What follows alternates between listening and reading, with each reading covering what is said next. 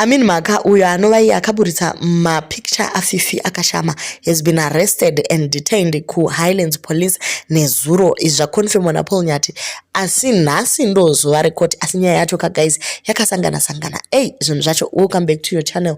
Please don't forget to like and subscribe. The Queen of Peace posted this morning wakati court case this morning of the 19-year-old boy who is being accused of leaking mapicture Muna Akashama. We'll see how the case unfolds.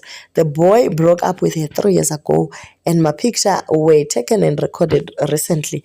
Mothers, let's follow closely this case's twists and turns. Vanhu vari kutoti nyaya iyi yakasangana ku vanhu vakaramba na 3 years ago mapicture ari recent anga akubva kupi, haisi false accusation here yakuitika iyi. But anyway, macomments acho akasiyana. Vamwe ndovati I heard musikana ndiye ainetsa mukomana because the guy had moved on. Current musikana ndiye akazolikisa mapicture amaona mufoni. Mai vacho vaizviziva havo because apparently mwana wavo aigara achitukana necurrent girlfriend.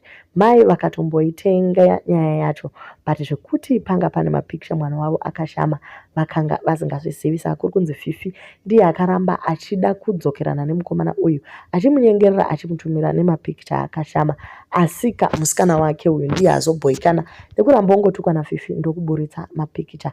Ndo imwe version because zvinhu zvemumastreets ungazvigona hatizivi kuti is this a reliable source, but tiri kungokupai sezvazviri. Okay, so vamwewo vataura vakati ine hangu samai vane vanakomana, I blame vese.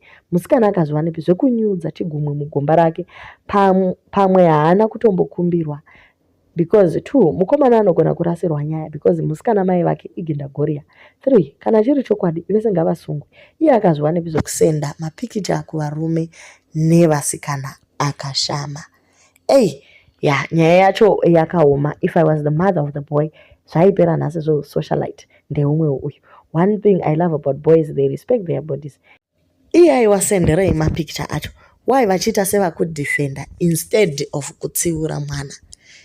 She shared with that one particular person, not with the public. Saka iye Fifi hakwanise kusungwa nekuti vakabvumirana vakatomerana. Anditi then problem yazoitika ndeyekuti zvazoenda public zvinova zvinhu zvinosungika. Saka nyaya iyi guys inyaya inotyisa. Saka mukomana akarare muchirongo roitorongo kachishona akavata ari muchitokisi. Then nhasi ari kukoti as we speak. Saka tichange tingokupai zvinenge zvabuda kukoti kwacho kuti vari kuti chii nenyaya iyi.